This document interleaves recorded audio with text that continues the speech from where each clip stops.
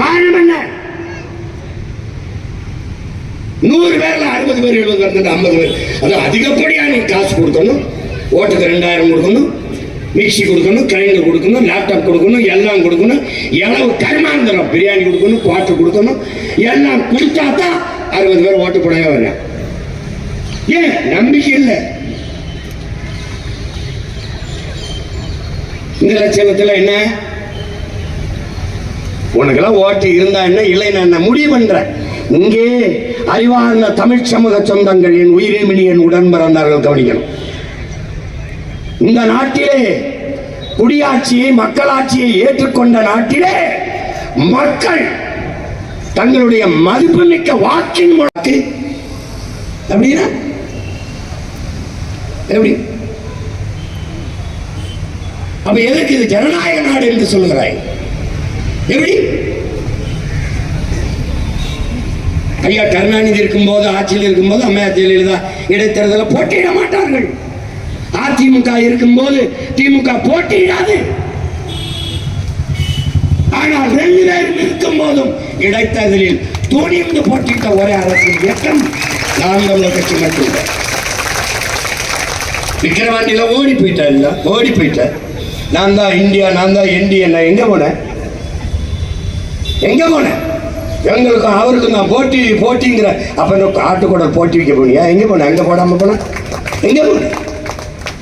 ஈரோடு கிழக்கிலே ஐயா கருணாநிதி மகன் ஸ்டாலினுக்கும் பிரபாகரன் மகன் சீமானுக்கும் நடந்ததாங்க போட்டி. எங்க போன? நீ முடிவு பண்ணிட்ட. ஐயா ராமசாமியை எதிர்த்து பேசிட்டா. அவர் பிறந்த மண்ணிலே இது பெரியார் மண்ணிலே, பெரியாரை எனக்கு மண்ணுதான் என்று பேசிட்டு அந்த பிரபாகரன் மகன் அந்த தேர்தல். என்ன பெரியார் உங்க பெரியாரை புதைச்சிருக்கிறது. வாக்காளர்கள் சிறப்பு சீர்திருத்த சட்டத்தை எதிர்த்து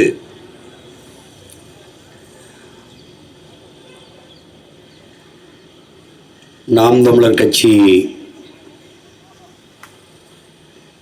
முன்னெடுக்கிற ஆர்ப்பாட்டத்தில் பங்கேற்றிருக்கிற என் உயிர்க்கினிய உறவுகள் அனைவருக்கும் என்னுடைய அன்பும் வணக்கமும்.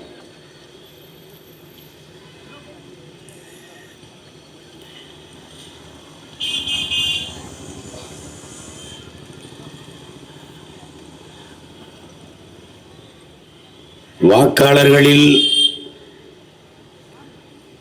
ஒரு சிறப்பு சீர்திருத்தம் என்று சொல்லும் போதே நமக்கு அதில் சந்தேகம், அச்சம், நடுக்கம் எல்லாம் வருகிறது. இதில் இவ்வளவு காலம் விட்டுவிட்டவர்கள் முன்வைப்பது போலி வாக்காளர்கள் அந்த வார்த்தையை பயன்படுத்துகிறார்கள். ஒருவர் 2 வாக்குகளை 2 இடத்தில் வாக்கு செலுத்துகிற உரிமையை பெற்றிருக்கிறார் என்று சொல்கிறார்கள்.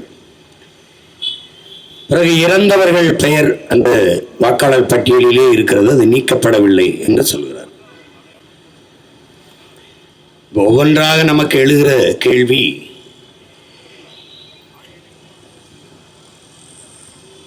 வாக்காளர்களில் போலி வாக்காளர்கள் எப்படி வந்தார்கள்?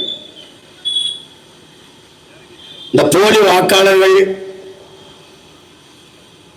தொடர்ச்சியாக வாக்கு செலுத்துகிறார்கள் என்று சொல்கிறீர்கள். அவர்கள் வாக்கு செலுத்துகிறார்கள் என்று உங்களுக்கு எப்போது தெரிய வந்தது? போலி வாக்காளர்கள் கணக்கில்லாது இருக்கிறார்கள் என்பதை இப்போதுதான் நீங்கள் கண்டுபிடித்தீர்கள் என்றால் இவ்வளவு காலம் என்ன செய்து கொண்டிருந்தீர்கள்? நினைவிழந்த நிலையில், கோமா நிலையில் படுத்திருந்தீர்களா? இப்போதான் கண் விழித்து பார்க்கிறீர்களா? குறிப்பாக நீங்கள் சொல்வது, ஐயா முதல்வர் ஸ்டாலின் அவர்களுடைய தொகுதியை பேட்டியிலே குறிப்பிடுகிறீர்கள். கொளத்தூரிலே 4500 வாக்கு போலி வாக்கு என்று சொல்கிறீர்கள். அந்த ஒரு தொகுதியில தான் போலி வாக்கு இருப்பதை கண்டுபிடித்தீர்கள். அல்ல நாடெங்கிலும் போலி வாக்காளர்கள் இருப்பதை கண்டுபிடித்தீர்கள். அல்ல அந்த தொகுதியை தவிர வேற எந்த தொகுதியிலும் போலி வாக்காளர்கள் இல்லையா? போலி வாக்காளர்கள் வாக்கு செலுத்தி அவர் வெற்றி பெற்றிருக்கிறார் என்றால் அந்த வெற்றி செல்லாது என்று அறிவிக்கிற துணிவு, நேர்மை உங்களுக்கு உண்டா? இவ்வளவு காலம் என்ன செய்து கொண்டிருந்தீர்கள்? 10 ஆண்டு கால பாரதிய ஜனதா ஆட்சி. இப்போது 20 நாளில் வெற்றி பெற்று 2 ஆண்டுகளை தொட இருக்கிறீர்கள். இப்போதுதான் போலி வாக்காளர்கள் இருப்பதை நீங்கள் கண்டுபிடிக்கிறீர்கள். தமிழ்நாட்டில் ஒரே ஒரு தொகுதியில் தான் போலி வாக்காளர்கள் இருப்பது போல நீங்கள் பேசுகிறீர்கள்.